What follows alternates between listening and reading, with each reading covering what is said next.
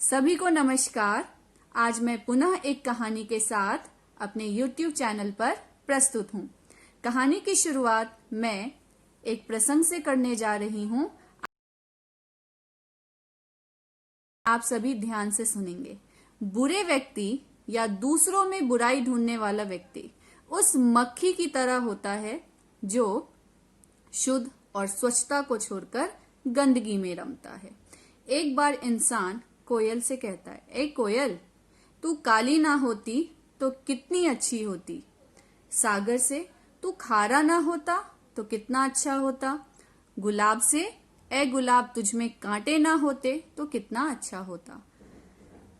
तीनों ने मिलकर इंसान से कहा, ए इंसान, तुझ में कमियां ढूंढने की आदत ना होती तो कितना अच्छा होता।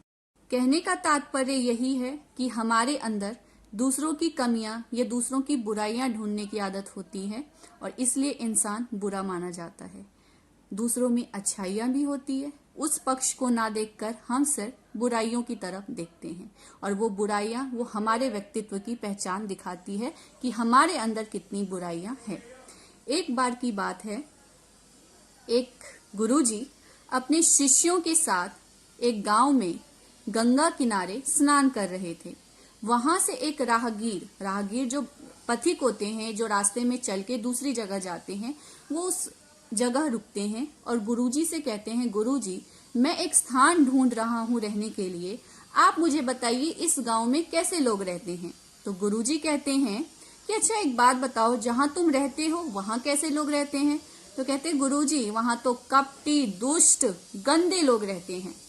तो गुरुजी कहते हैं, उसी प्रकार के लोग यहाँ भी रहते हैं। उसके बाद वो राहगीर वहां से चला जाता है। कुछ देर के बाद वहां दूसरा राहगीर आता है। दूसरा राहगीर भी यही पूछता है, गुरुजी, मैं एक स्थान ढूंढ रहा हूँ रहने के लिए, आप मुझे बताएंगे इस गांव में कैसे लोग रहते हैं।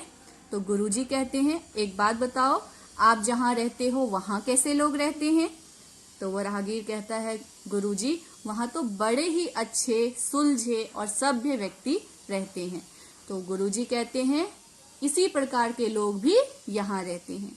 ये सभी बातें इनके शिष्य सुन रहे थे और वो कंफ्यूज हो रहे थे कि गुरुजी ये क्या कह रहे हैं। उनके जाने के बाद, राहगीर के जाने के बाद, शिष्यों ने कहा, गुरुजी, आपने एक को कहा कुछ और दूसरे को कहा कुछ और, ये क्यों।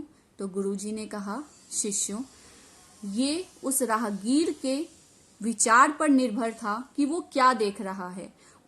अगर उसने दूसरों में बुराइयां ढूंढी है तो उसके अंदर ही खुद कुछ न कुछ बुराई होगी।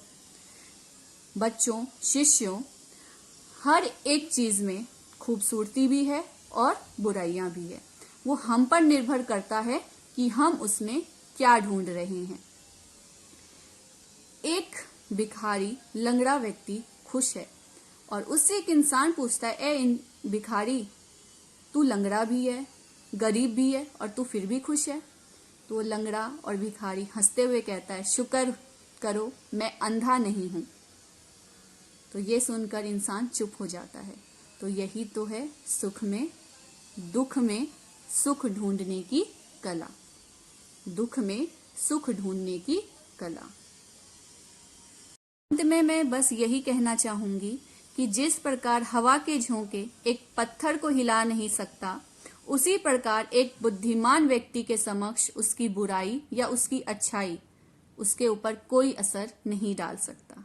इसलिए बुराई करने वाले व्यक्ति को बुराई बोलने दो।